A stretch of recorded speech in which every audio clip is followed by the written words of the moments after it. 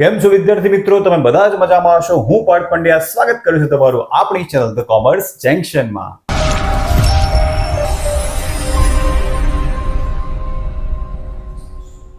વિદ્યાર્થી મિત્રો, section C એકાઉન્ટનો ત્રીજો ભાગ છે। આગળના બે ભાગ જો હજી પણ ન જોયો હોય તેની લિંક નીચે ડિસ્ક્રિપ્શનમાં આપેલી છે। આ પાર્ટની અંદર આપણે ચેપ્ટર નંબર 1 કમ્પ્લીટ કરવાના છીએ અને પછી આગળના પાર્ટ્સની અંદર સેક્શન સી ના બાકીના ચેપ્ટર્સ કમ્પ્લીટ કરીશું। વિડિયોને એન્ડ સુધી જોતા રહેજો, આખી સિરીઝ કમ્પ્લીટ કરજો, વારંવાર વિડિયોઝ જોતા રહેજો અને જાતે પ્રેક્ટિસ કરતા રહેજો। તો હું તમને ગેરંટી આપું છું કે આ આઈએમપી ક્વેશ્ચન્સ પરફેક્ટ કરવાથી સેક્શન સી ની અંદર તમારા 12 માંથી પૂરેપૂરા 12 માર્ક્સ આવી જશે। તો જો હજુ પણ તમે ચેનલ પર નવા છો તો નીચે આપેલ સબસ્ક્રાઇબ બટન ક્લિક કરો અને ચેનલને સબસ્ક્રાઇબ કરી દો। આપણા વિડીયોને લાઈક કરવાનું બિલકુલ ન ભૂલતા અને વિડીયોને કમેન્ટ પણ કરજો। હું તમારી બધી જ કમેન્ટ રીડ પણ કરું છું અને એનો આન્સર પણ તમને આપું છું, જેથી મને પણ ખ્યાલ આવે કે મારા વિદ્યાર્થી મિત્રોને શું જોઈએ છે, કેવા વિડીયોઝ જોઈએ છે, કયા ચેપ્ટર્સના વિડીયો જોઈએ છે। તો એ પ્રમાણે હું પણ પ્રયત્ન કરીશ કે એવા વિડીયોઝ હું બનાવીને તમારી સામે મૂકી શકું। તો ચાલો શરૂ કરીએ। બીજા 3 ઇમ્પોર્ટન્ટ ક્વેશ્ચન આપણે અહીંયા કમ્પ્લીટ કરવાના છે। સૌથી પહેલા આપણે કમ્પ્લીટ કરીશું સ્વાધ્યાયમાં 3 નો 11મો દાખલો।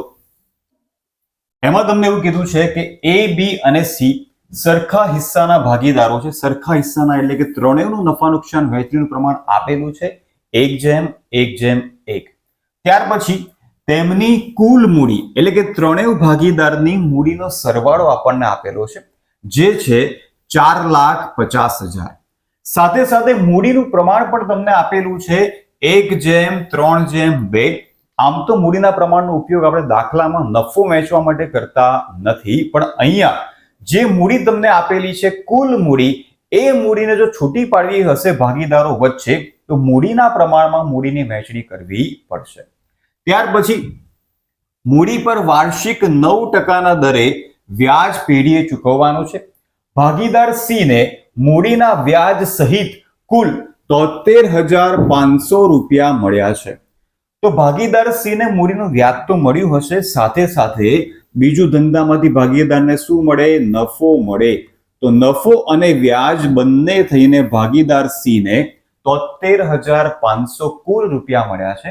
તો ભાગીદાર એ અને બી ને મૂડીના વ્યાજ સહિત કેટલા રૂપિયા મળ્યા હશે એ અમાઉન્ટ આપણે શોધવાની છે। ક્વેશ્ચન બહુ જ સિમ્પલ છે। સૌથી પહેલા આપણે એક વસ્તુ કરવાની છે, મૂડી પરનું વ્યાજ ત્રણેય ભાગીદારનું શોધી નાખવાનું છે। કેમ કે આપણી પાસે મૂડી છે તો મૂડી પર વ્યાજ પણ આપણને તરત મળી જશે। પણ આપણી પાસે જે ક્વેશ્ચનમાં મૂડી આપેલી છે એ કુલ મૂડી છે, એટલે કે એ, બી અને સી ની મૂડીનો સરવાળો છે। તો સૌથી પહેલું કામ આપણે એ કરવું પડશે કે ત્રણેયની જે મૂડી આપી છે એ મૂડીને મૂડીના પ્રમાણમાં અલગ કરી દઈએ। ત્યાર પછી આપણે 9% લેખે મૂડી પર વ્યાજની ગણતરી કરી શકીશું। તો સૌથી પહેલા લખી દઈએ મૂડી, જેથી આપણને ત્રણેય ભાગીદારની મૂડી મળી જાય અને આ કુલ મૂડી જે તમને આપેલી છે એ આપણે 1:3:2 ના પ્રમાણમાં 4,50,000 છૂટા પાડી દઈએ। તો 4,50,000 ગુણ્યા 1/6 એટલે 75,000। ત્યાર પછી 4,50,000 ગુણ્યા 3/6 એટલે કે 2,25,000 અને 4,50,000 ગુણ્યા 2/6 એટલે સી ની મૂડી 1,50,000। ત્રણેય ભાગીદારની મૂડી આપણને મળી ગઈ છે। મૂડી ક્યાંય ગણતરીમાં લેવાની નથી, માટે અહીંયા લાઈન પણ ડ્રો કરેલી છે અને સરવાળામાં કે બાદબાકીમાં ક્યાંય આપણે ગણતરીમાં લઈશું નહીં। એટલે આ વસ્તુનું ધ્યાન રાખજો। મૂડી આપણે ખાલી એટલા માટે શોધી છે જેથી આપણે મૂડી પર વ્યાજની ગણતરી કરી શકીએ। તો હવે આપણે શોધી નાખીએ મૂડી પર વ્યાજ। ક્વેશ્ચનમાં તમને મૂડી પર વ્યાજનો દર આપેલો જ છે, 9% લેખે આપણે મૂડી પર વ્યાજની ગણતરી કરવાની છે। તો સૌથી પહેલા 75,000 ના 9% કરી લઈએ તો 6,750। ત્યાર પછી 2,25,000 ના 9% એટલે કે 20,250 અને 1,50,000 ના 9% એટલે કે 13,500। હવે તમે જોઈ શકો છો ત્રણેય ભાગીદારોનું મૂડી પર વ્યાજ મળી ગયું છે। આ મૂડી પર વ્યાજ શોધવા માટે આપણે મૂડીને છૂટી પાડી છે। હવે ક્વેશ્ચનમાં એવું કીધું છે કે ભાગીદાર સી ને મૂડીના વ્યાજ સહિત સહિત મતલબ બીજું શું મળ્યું હશે ને નફો મળ્યો હશે, તો બીજું અહીંયા આપણે નફાની વહેંચણી કરવી પડશે. તો અહીંયા લખી દઈએ નફાની વહેંચણી. તમને દરેકને ખબર છે તેમ નફાની વહેંચણી હંમેશા નફા નુકસાનના પ્રમાણમાં જ થાય, પણ આ ક્વેશ્ચનમાં જુઓ ક્યાંય નફા નુકસાનનું પ્રમાણ આપેલું નથી. એવા સંજોગોમાં ઓલવેઝ નફો સરખા પ્રમાણમાં વહેંચાય. તો અહીંયા જે નફાની વહેંચણી થશે એ 1:1:1 માં થશે. હવે તમને પ્રશ્ન થશે કે નફો તો ક્વેશ્ચનમાં છે નહીં, તો નફો આપણે વહેંચીશું કઈ રીતે? તો યસ, ક્વેશ્ચનમાં નફો આપણને આપેલો નથી, પણ ક્વેશ્ચનમાં એવું કીધું છે સી ને મૂડી પર વ્યાજ વત્તા નફો કુલ રકમ કેટલી મળી હશે? 73,500. એટલે ટોટલ અમાઉન્ટ તમને આપેલી છે સી ની, એટલે કે સી નું મૂડી પર વ્યાજ અને નફાનો સરવાળો કેટલો થાય છે? 73,500 થાય છે. હવે સિમ્પલ લોજિક, આ વત્તા આ જો 73,500 થતા હોય તો આ જે ખૂટતી અમાઉન્ટ છે એ કેટલી હોવી જોઈએ? તો 73,500 ઓછા 13,500 એટલે કે 60,000 નફો સી ને મળ્યો હશે, તો જ આ બંનેનો સરવાળો 73,500 રૂપિયા થાય. ફરી એકવાર સમજી લો, મૂડી પર વ્યાજ આપણે શોધી નાખ્યું છે, ત્યાર પછી નફો આપણને આપેલો નથી, પણ એવું કીધું છે કે સી ને નફા સહિત એટલે કે કુલ અમાઉન્ટ કેટલી મળી છે? 73,500. તો 73,500 માંથી મૂડી પર વ્યાજ કરી નાખીએ તો વધેલી અમાઉન્ટ શું કહેવાશે? નફો. તો સી નો નફો આપણને અહીંયા મળી ગયો. હવે જો નફા નુકસાનનું પ્રમાણ સરખું છે 1:1:1, એટલે દરેક ભાગીદારનો નફો કેવો હશે? સરખો. જો સી ને 60,000 નફો મળ્યો હશે તો એ અને બી ને પણ 60,000 રૂપિયા નફો મળ્યો હોય. તો એકદમ સિમ્પલ રીતે આપણે દાખલો કમ્પ્લીટ કરી દીધો છે. હવે બંનેનો સરવાળો કરી દઈએ. આ મૂડીની અમાઉન્ટ ક્યાંય સરવાળામાં ધ્યાનમાં લેવાની નથી, યાદ રાખજો. 67,50 વત્તા 60,000 એટલે 66,750. ત્યાર પછી 20,250 વત્તા 60,000 એટલે કે 80,250. આ મળી ગયો આપણને ફાઇનલ આન્સર. આટલું જ કરવાનું છે 3 માર્ક્સમાં, અને આટલું કરવાથી તમને 3 માંથી 3 માર્ક્સ મળવાના છે. બિલકુલ ના છોડાય. ઈઝી વસ્તુ પહેલા કરી નાખવાની છે જેથી આપણા માર્ક્સ સિક્યોર થઈ જાય. તો ક્વેશ્ચનમાં કીધું હતું કે એ અને બી ને મૂડીના વ્યાજ સહિત કુલ કેટલા રૂપિયા મળશે? તો બંને આન્સર આપણને મળી ગયા છે. એ ને કુલ 66,750 મળશે અને બી ને 80,250 મળશે. આવો સેમ ક્વેશ્ચન ઉદાહરણમાં પણ આપેલો છે જે તમારે જાતે સોલ્વ કરવાનો છે. હવે આગળ વધીએ, નેક્સ્ટ ક્વેશ્ચન સોલ્વ કરીએ. તો આગળ એકદમ સિમ્પલ ક્વેશ્ચન છે, આ પણ બોર્ડની પરીક્ષાની અંદર પૂછાઈ ગયો છે. માત્ર 15 સેકન્ડમાં જ આન્સર તમને મળી જશે. તો જોઈ લે કઈ રીતે.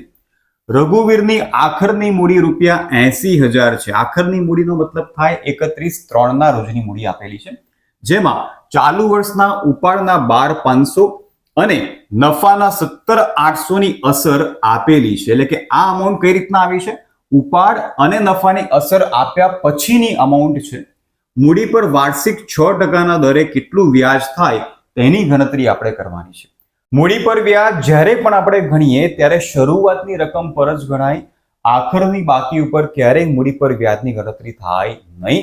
પણ ક્વેશ્ચનમાં આપણને જે મૂડી આપી છે આખરની આપેલી છે, ડાયરેક્ટ 80,000 ના 6% કરીએ તો આપણો આન્સર ખોટો પડે. તો સૌથી પહેલા આપણે શરૂઆતની મૂડી શોધવી પડશે. એટલે આખરની મૂડી પરથી આપણે શોધીશું શરૂઆતની મૂડી. એની માટે સરસ મજાનું એકદમ ઈઝી ફોર્મ્યુલા યાદ રાખો. આખરની મૂડી પ્લસ ઉપાડ માઇનસ નફો. જો શરૂઆતની મૂડી આપણી પાસે હોય તો ઉપાડ ઓલવેઝ માઇનસ થાય અને નફો ઓલવેઝ પ્લસ થાય. પણ અહીંયા આખરની મૂડી પરથી શરૂઆતની મૂડી શોધવાની છે, એટલે રિવર્સ કેલ્ક્યુલેશન થશે. ઉપાડ જે આપણે નોર્મલ માઇનસ કરીએ છીએ એની જગ્યાએ પ્લસ કરવાનો છે, નફો પ્લસ કરતા હોઈએ છીએ એની જગ્યાએ માઇનસ કરવાનો છે. હવે આ જ ક્વેશ્ચનમાં કદાચ નફાની જગ્યાએ નુકસાન આપેલું હોય તો નુકસાન નોર્મલ કેસીસમાં શરૂઆતની મૂડીમાંથી શું થાય છે? માઇનસ.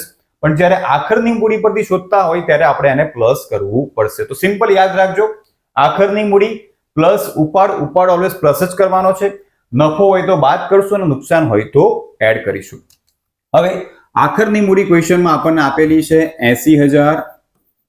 ઉપાડની રકમ જે છે પ્લસ કરી દઈએ તો પ્લસ 12,500 અને નફાની અમાઉન્ટ આપણે માઇનસ કરી દઈએ 17,800. એટલે આપણને શરૂઆતની મૂડી મળી જશે. તો 80,000 વત્તા 12,500 ઓછા 17,800 ઇઝ ઇક્વલ ટુ રૂપિયા 74,700. હવે આ અમાઉન્ટ મળી ગઈ છે જેને કહેવાય શરૂઆતની મૂડી. હવે આના 6% આપણે કરી દઈએ એટલે મૂડી પર વ્યાજ આપણને મળી જશે. તો આપણું કેલ્ક્યુલેશન મૂડી પર વ્યાજ કુલ મૂડી આપણે હમણાં જ શોધી 74,700 ગુણ્યા 6%. તો આ અમાઉન્ટના 6% કરી દઈએ એટલે આપણને આન્સર મળી જાય. તો આન્સર મળી ગયો 4,482.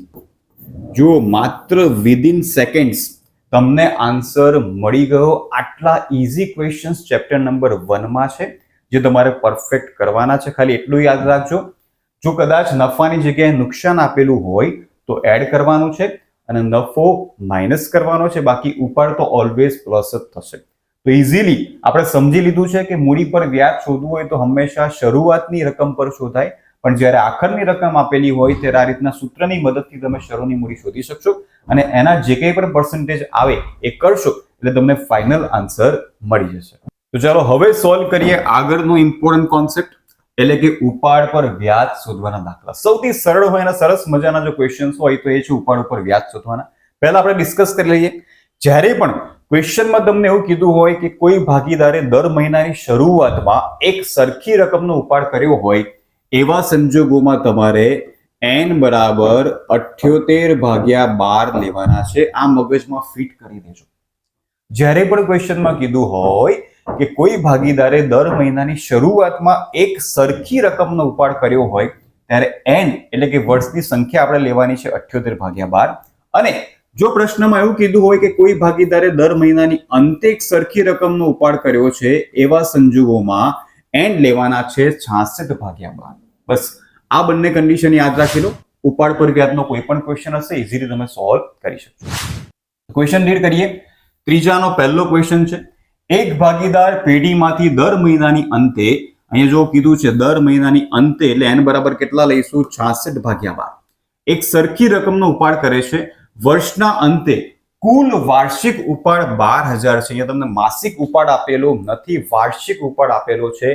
આ કોન્સેપ્ટની અંદર ઓલવેઝ ગણતરી કરવા માટે આપણે માસિક ઉપાડ લેવાનો છે, એટલે ધ્યાન રાખજો. ક્વેશ્ચનમાં હું તમને સમજાવી દઈશ. ત્યાર પછી ઉપાડ પર 12% લેખે વ્યાજ વસૂલ કરવાનું હોય તો વર્ષના અંતમાં ઉપાડ ઉપર વ્યાજ ગણો. આપણે સૌથી પહેલા કેલ્ક્યુલેશન કરી દઈએ. આ પણ બહુ ઈઝી ક્વેશ્ચન છે. વિધિન સેકન્ડ્સ તમને આન્સર મળી જશે. તો ઉપાડ પર વ્યાજ, કોઈ પણ વ્યાજ શોધવાની એક સિમ્પલ ફોર્મ્યુલા છે. I એટલે કે interest is equal to PR/N/100. P નો મતલબ થાય પ્રિન્સિપલ અમાઉન્ટ એટલે કે મુદ્દલ. હવે આ કોન્સેપ્ટના એક મહત્વની વસ્તુ તમારે યાદ રાખવાની છે. હંમેશા આ સૂત્રમાં જ્યારે P મૂકીએ ત્યારે તમારે મંથલી એટલે કે મહિનાનો ઉપાડ લેવાનો છે. જો ક્વેશ્ચનમાં તમને વાર્ષિક ઉપાડ આપેલો હોય તેના ભાગ્યા 12 કરીને જે અમાઉન્ટ આવે એ આપણે ધ્યાનમાં લેવાની છે. તો 12,000/12 બરાબર 1,000. યાદ રાખજો, જો પ્રશ્નમાં મહિનાનો જ ઉપાડ આપેલો હોય તો વાંધો નહીં, જે અમાઉન્ટ છે આપણે એ જ લઈ લઈશું. પણ જો ક્વેશ્ચનમાં વાર્ષિક શબ્દ કીધું હોય એટલે વાર્ષિક ઉપાડની રકમ આપેલી હોય ત્યારે ભાગ્યા 12 કરીને જે અમાઉન્ટ આવે એ માસિક ઉપાડની અમાઉન્ટ આપણે ધ્યાનમાં લેવી પડશે.